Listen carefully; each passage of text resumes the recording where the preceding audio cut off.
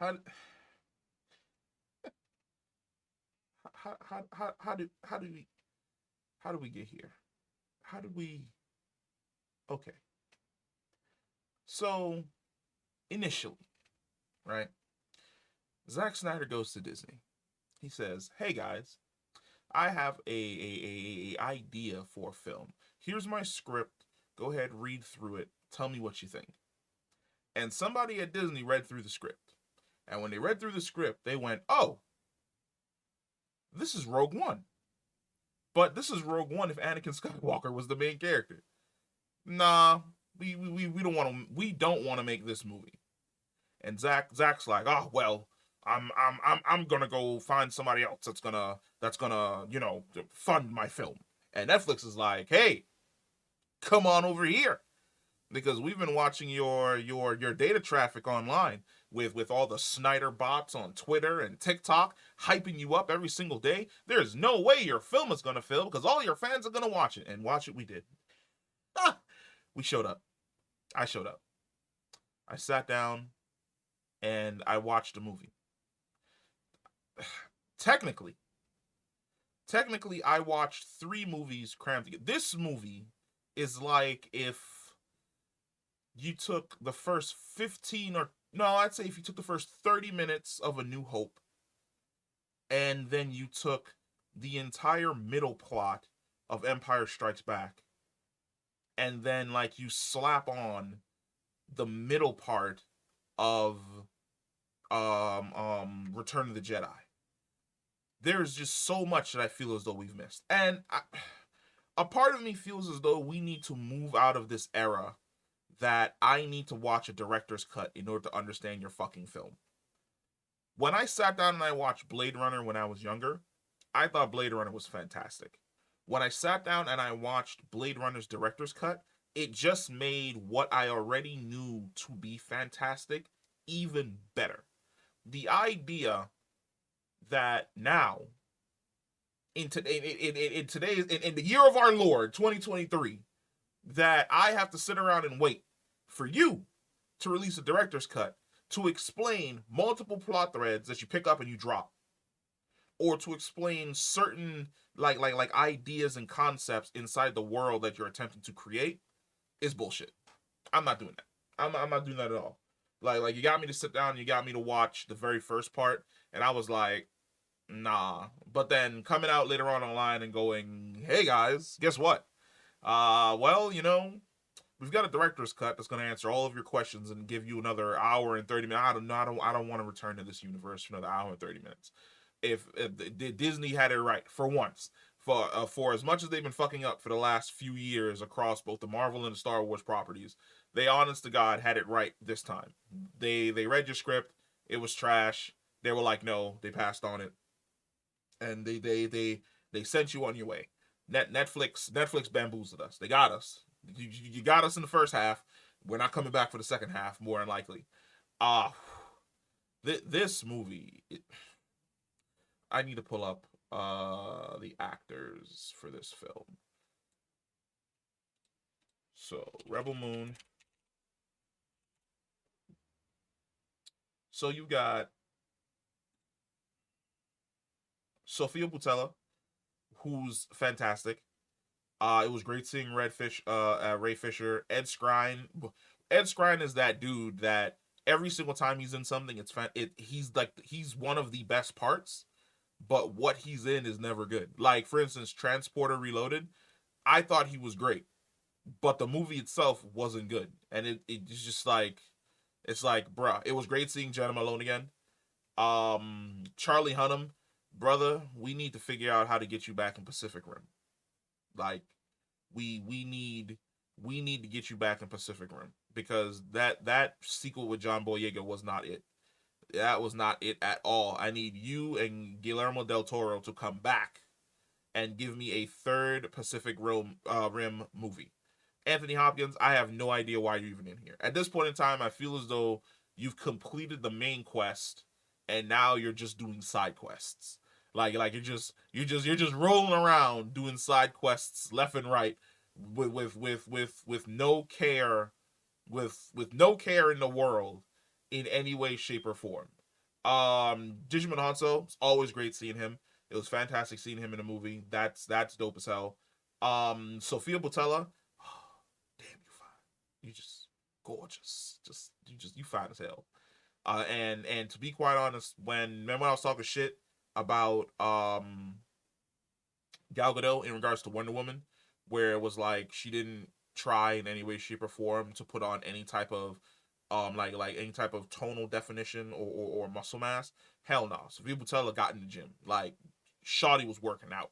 She was working out to get fit for this role.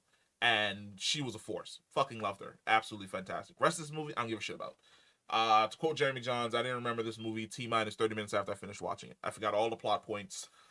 Like, when the movie ended, I went to go do something else and I came home to sit down to do a review because this isn't really a review. It's just me talking about Zack Snyder. I sat down to make a review and I realized I didn't remember shit. Like, I went to a Christmas party. I went to go do some other stuff. I came back and I sat down. I didn't remember anything. I didn't even feel like starting the movie up again to try and like recapture certain plot points. It's like woman is abandoned, space Nazis, used to be the head executioner for Nazis. Woman gets discovered by said space Nazis. Said space Nazis show up. An entire battle happens. She has to defend. We gotta be a rebellion out here. It, whatever. I didn't care. But I feel as though we have arrived at the point where we can put this to bed. I said a long time ago that it was a, how do we even put it? It was multiple different things that crippled the DCEU. Zack Snyder making it way too dark and way too serious was one factor. Poor management by WB, infighting by WB, the decision to fire Zack late in the game, to the decision to bring in Joss Whedon, the way in which he was treating it. A lot of things crippled and killed the DCEU. There were great standalone movies, in my opinion. The first Wonder Woman movie is fantastic, and the first Aquaman movie is fantastic. I think the first Aquaman movie is a far more cohesive film than the second one, but the second one's a fucking banger, and I loved it. I absolutely fucking loved it. It was a joy to watch. I actually went to go see it again with a couple of my other friends who didn't fucking believe me, and we had a blast the second time. Um, in regards to Zach, hire a writer. Hire a writer. I don't know who you need to talk to, but find out who the best scriptwriter is in Hollywood for fantasy or action. Like shit. Whoever wrote the John Wick films and created the entire backstory and the history and the mythology of the high table and the continental and those who are below the table, hire that person. Shit. Go speak with George R. R. Martin. Like, go talk to somebody who wrote a book about this type of concept. I feel I've said it before and I'll say it again. Zack Snyder is a fantastic visual storyteller. He can shoot the hell out of action. But he is now entering Michael Bay territory where he is starting to be hella predictable. Where you know there's going to be a slow-mo sequence. You know that there's going to be some type of orchestral battle music happening during the slow motion sequence. Like you know that he is going to be focusing so much on the action that he is going to completely drop and lose the plot. He needs a writer. You need an outside writer, not somebody that you're familiar with, somebody who's going to like look at your script and go, this concept fucking sucks. We need to cut out 70% of this garbage and focus on this core 30% with the relationship between the characters. We need to do that. Because on his own, just making this, no. No. Absolutely not. Absolutely fucking not. Um his best movie is still Watchmen. His best movie is still Watchmen, and it is only his best movie because he had the backbone, the skeleton proof of concept, like literally page for page, shot for shot. That is why it's his best movie because he didn't write it. Now, did he tweak a few things towards the end? Yes. I actually prefer the ending of the movie more so than the ending to the comic book. But for the most part, that's his best movie. The best Zack Snyder film that he's ever done himself is Sucker Punch. I think Sucker Punch is the right level of visuals and storytelling, but it didn't catch on with a lot of people, and I really wish that it would have gotten like a cult following or something along those lines. But for the most part, ooh, Man of Steel. But then it's like, could you fuck up the Superman character in the first movie? No. But then there were certain liberties taken that ended up fucking up the Superman character down the line. Uh, Hopefully we can move on. I don't want to hear any Snyder bots, any Snyder fans jumping up and down talking about how, Zach's just a visionary that you don't understand. No, I understand Zach. Like I said, he can shoot the hell out of action. He can create a visual set piece like no other. But when it comes to writing a story, a cohesive story that you're going to enjoy from start to finish, the man, it's just not his forte, and that's okay. That's okay. Hideo Kojima, he is not. You know what? That's somebody that they should get together. Zack Snyder and Hideo Kojima should come together to do like, oh, he can't do a Metal Gear Solid thing anymore. Fuck. Can you imagine if Zack Snyder and Hideo Kojima came together when Kojima was still with Konami to make a Metal Gear Solid movie?